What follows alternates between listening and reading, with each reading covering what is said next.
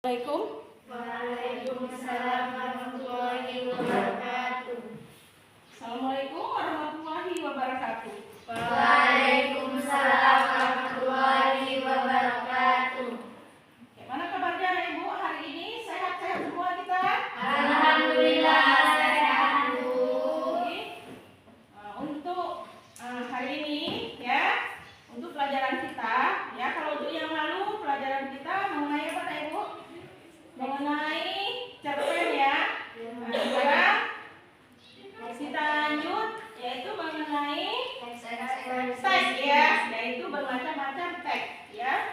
Jadi untuk hari ini ya, untuk anak ibu ya sehat-sehat semua ya. Tapi di antara anak ibu ini kan kita juga banyak ya kayaknya ini ya tidak apa nih Bu? Tidak hadir ya. Untuk yang hadir ini aja ya.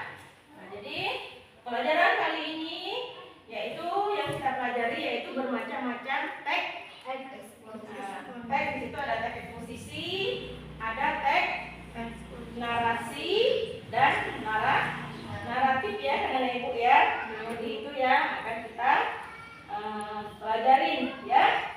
Jadi di teks ini di menganalisis teks eksposisi ini ya karena Ibu di sini kita diminta untuk menganalisis struktur kebahasaan di teks eksposisinya ya. Nah, di situ kita diminta untuk menyusun teks eksposisi dengan memperhatikan struktur kebahasaan ya. Nah, jadi sebelum kita lanjut ke pelajaran teks eksposisi ya, Ibu di sini akan membagikan kelompok untuk anak ibu ya. Untuk anak ibu. Jadi kelompok 1 ya Ibu ya. Kelompok 1 tentang apa tadi teks eksposisi ya Ibu ya. Di kelompok 2 tentang struktur eksposisinya. Yang ketiga tentang apa tadi? Iya, penggunaan bahasa dalam teks eksposisinya ya. Nah, jadi nanti di akhir pelajaran kita, Ibu minta untuk anak Ibu mengapa Ibu?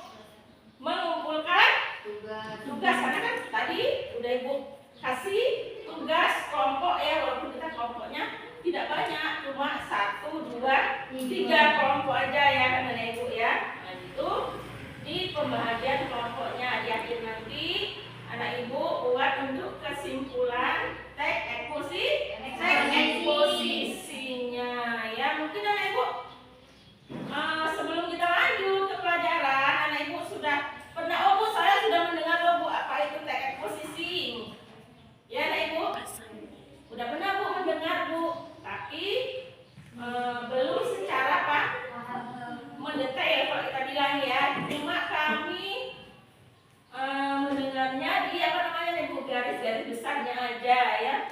Jadi di teks eksposisi itu dia mempunyai apa tadi Ibu?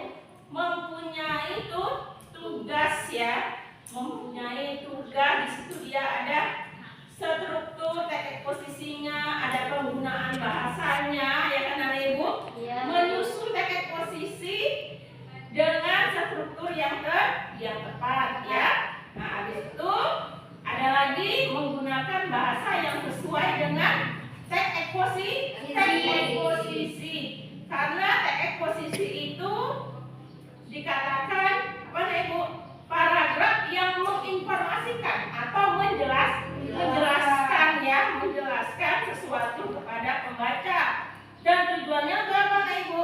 Untuk membantu pengetahuan pembaca. Di situ dikatakan tanpa mengurangi pendirian atau mempengaruhi pembaca ya. Jadi teks eksposisi itu dia menjelaskan.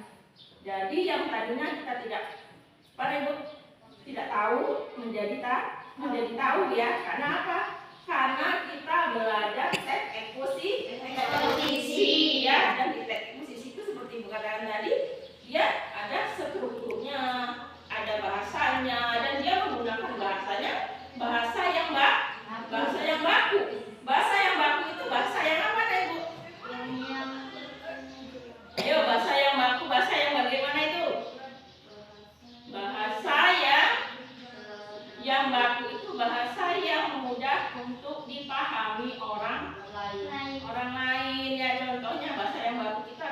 Indonesia. Bahasa Indonesia. Oke, anak ibu misalnya.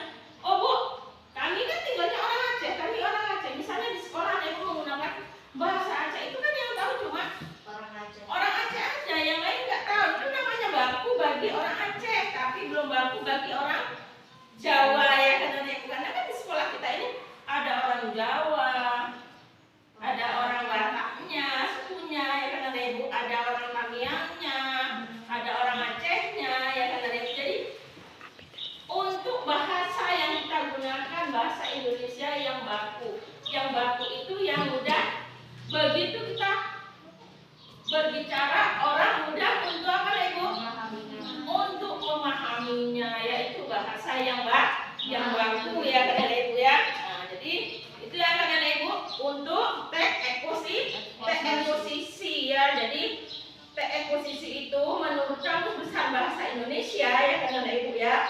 Nah, di sini menurut pengetahuan ya dari Kamus Besar Bahasa Indonesia ya kan ibu ya, di sini dikatakan untuk anak ibu menyatukan yaitu pengetahuan atau keseluruhan pengetahuan itu dengan menggunakan bahasa yaitu bahasa Indonesia dengan bahasa yang baku karena dia itu tadi menginformasikan. Jadi di contoh teks posisi itu ada di sini ya.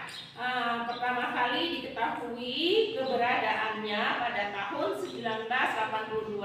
Di sini penemunya adalah ahli bakteri Jerman ya, yang tergolong yaitu menahun yang mematikan, yaitu kan dia memberitahukan tentang apa informasinya tentang penyakit ya kan ibu ya. Nah, di sini dikatakan ahli bakteri ya, di sini dikatakan menurut survei kesehatan rumah tangga yaitu 1995 TB menduduki peningkatan ketiga sebagai penyakit yaitu yang mematikan setelah penyakit kardiovaskular dan infeksi ya. Jadi keseluruhan di sini khususnya di kelas penyakit infeksi penyakit yang menular ini berada pada posisi nomor 1 yaitu penyakit mematikan, yaitu itu dia memberi apa ibu? Memberi informasi ya, itu untuk eksposisi karena eksposisi itu tadi menjelaskan ya. Nah, dan di sini ada juga struktur teks eksposisinya ya. Di struktur teks eksposisinya itu dia tadi ada tesis, ada argumen, ada penegasan ulang ya karena itu ya. Nah, di situ ada penegasan ulang dan ada penggunaan bahasa dalam teks eksposisi. Jadi penggunaan bahasa ini ya, di situ kan kita menggunakan bahasa yang baku dikarenakan apa ibu? Termasuk teks non fiksi dan isinya berupa informasi pengetahuan, maka penulisan teks eksposisi itu menggunakan bahasa yang baku. Hal ini menurut bahasa baku yang dimaksud seperti kata yang sesuai dengan Kamus Besar Bahasa Indonesia ya. Nah, jadi itu untuk teks eksposisi ya karena ibu ya. Jadi untuk teks eksposisinya mungkin anak ibu bisa mengambil kesimpulan yang ibu jelaskan tadi. Itu kan ada teks eksposisi, ada struktur, ada apa tadi anak ibu? Ada penggunaan bahasa. Iya, penggunaan bahasa dalam teks eksposisi ya. Jadi untuk anak ibu, untuk tugasnya boleh anak ibu membuat kesimpulan dari apa? Dari teks eksposisi ini tadi. Ibu tunggu beberapa menit ya, anak ibu nggak lama-lama ya. Nah, setelah anak ibu membuat kesimpulannya, nanti dikumpulkan ya anak ibu ya untuk teks eksposisinya ya. Mungkin sebelum ibu melanjutkan, ada yang mau bertanya? Tidak ada? Ya, kalau nggak ada berarti dan ibu sudah mengerti. Dan ibu tutup dengan wabillahi taufiq wal hidayah.